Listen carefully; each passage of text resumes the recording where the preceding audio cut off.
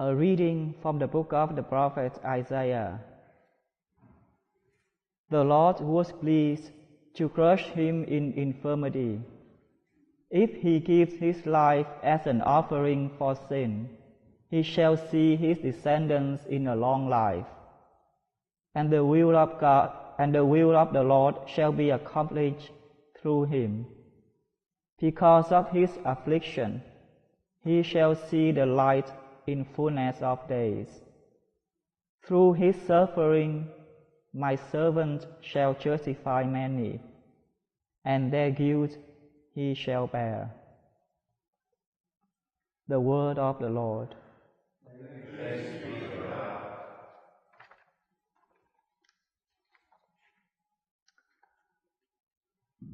Suffering is a great hidden mystery.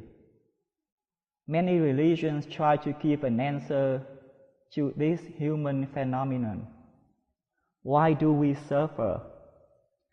I will not attempt to give any explanation to this question.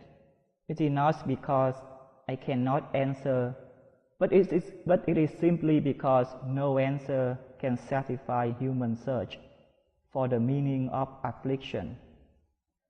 It seems the scriptures do not have a clear answer to the question of suffering. The book of Job, for example, is silent about the question of why the righteous have to suffer.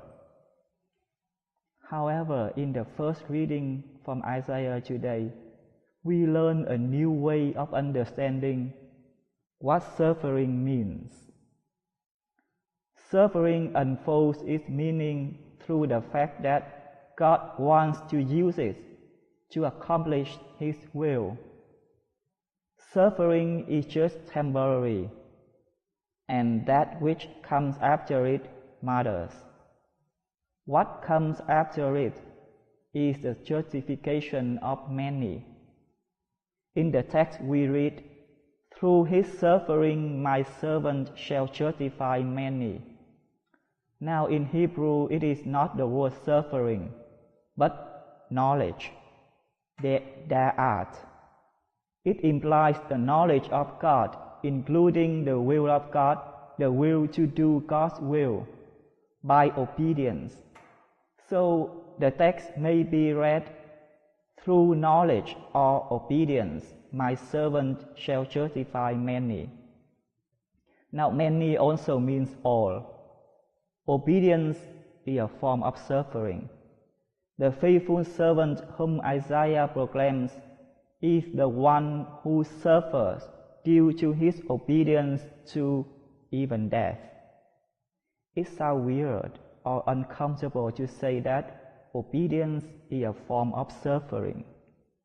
We have a tendency to consider suffering as something evil, while obedience is something positive. But in fact, it is not so. Obedience done by free will is different from obedience done by obligation. So we can say the meaning of suffering and affliction is revealed through knowledge of God and obedience to God's will. To know God is to accept suffering. To do His will is to experience affliction.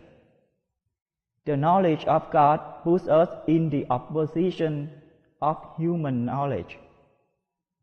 We suffer because we cannot know God properly through our knowledge. We suffer because we are challenged by a division between obedience to God's plan and following our plan. It is interesting to notice that Jesus does not give any explanation to the phenomenon of suffering. Rather, he leaves it from human life. He comes to save us from suffering. He bears our own great suffering on the cross. Elsewhere, he even turns upside down the way his contemporaries understand suffering as God's punishment.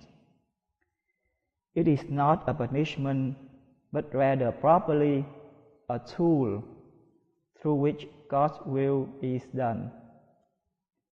And God's will is always good.